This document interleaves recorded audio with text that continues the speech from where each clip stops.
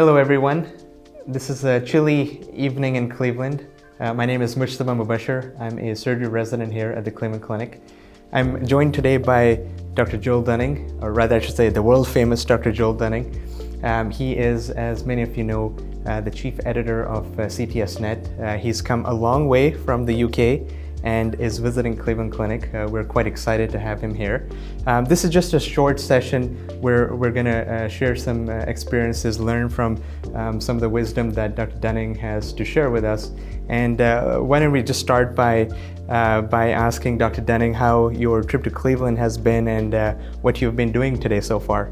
Great, well, thanks a lot for picking me up at the airport, first of all. We're here to find out what makes the world's best cardiothoracic surgery unit. Voted 29 times in a row, world's best centre, so we're here videoing to learn from you guys, really. Yeah, it's been an exciting day for Dr. Dunning. He has a very busy day lined up for him, interviewing and seeing some operations of some big surgeons. What do you have planned up the next few days, Dr. Dunning? Yeah, well, robotic mitral by Mark Gillenoff, Lars Svensson doing aortic surgery, Faisal Bakeen, the guru of revascularization, doing CABG, and we'll probably get to do some root replacements or valve sparing routes. It sounds like you have a very busy day ahead. It might be a long day, but I'm sure it's going to be quite fun. Yeah, well, I think days start long here in Cleveland Clinic. Typically 17 hours, I hear, a day they operate. That's true. The days are long, but time flies by very quickly. So, Dr. Dunning, you've been chief editor of CTSNet for some time now. Tell us a little bit and tell the audience a little bit about what you do on CTSNet. What is CTSNet, and what are some of the big plans coming about for CTSNet in the future?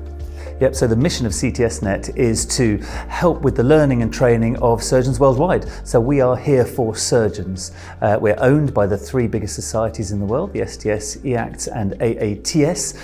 And our mission really is to find the best videos we can, to get the best training and teaching videos out there, just to help our community. We're a charity, 501c3 registered charity, and that is our mission.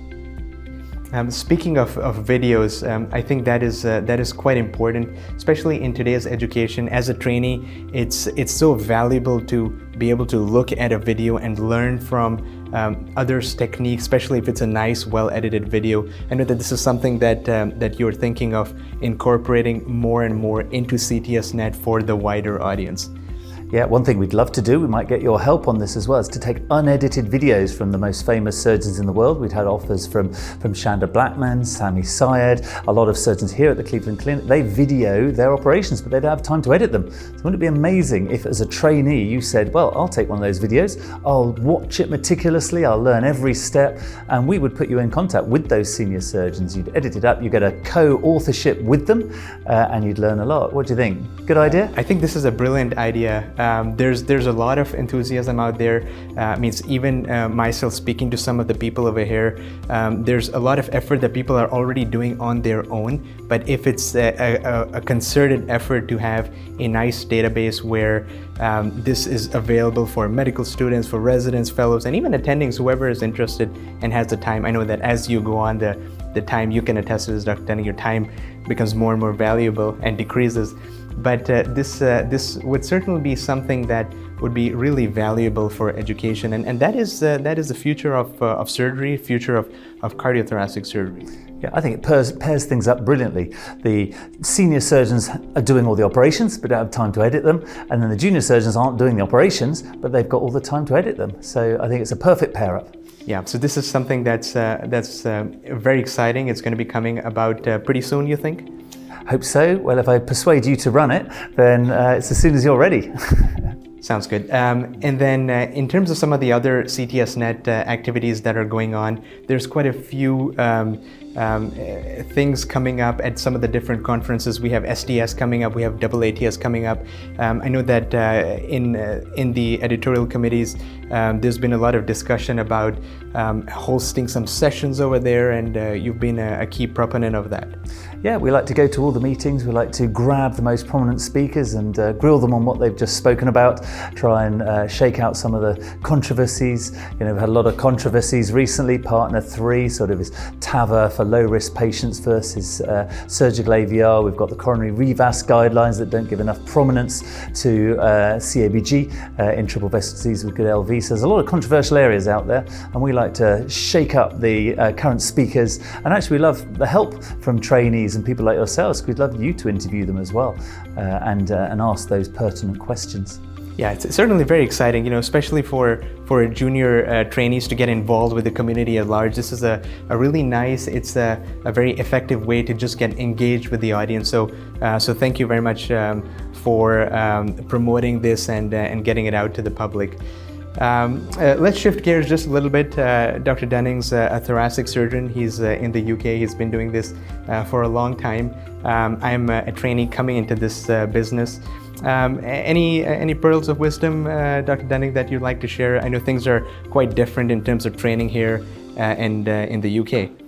Yeah, well, in terms of thoracic surgery, there's no better time to be a thoracic surgeon. Lung cancer screening's really taking off, certainly in the UK and Europe, and that's bringing us more patients. So before screening, only 25% of people could be cured with surgery, and then it's 75% when you're in a screening program. Then we've got robotics. Obviously, we know about Intuitive, but I'm now proctor for Versius, a British robot, and Shirui, the Chinese robot, has just done its first case in Guangzhou. So there's loads of robots coming about. We'll be doing segmentectomies, advanced cases. We'll be doing day case lobectomies and segmentectomies, and there are some amazing things with the Ion Intuitive bronchoscopy. You might have a nodule found. You'll go to a clinic. You'll go up to an OR. Well, they'll take the biopsy. It's a cancer. They'll flip you on your side. You'll have an operation. Within 2 days, you could have had your operation after that nodule was found on a screening program. So you know that's not impossible. So that's pretty exciting, I think. I think it's definitely a very exciting time.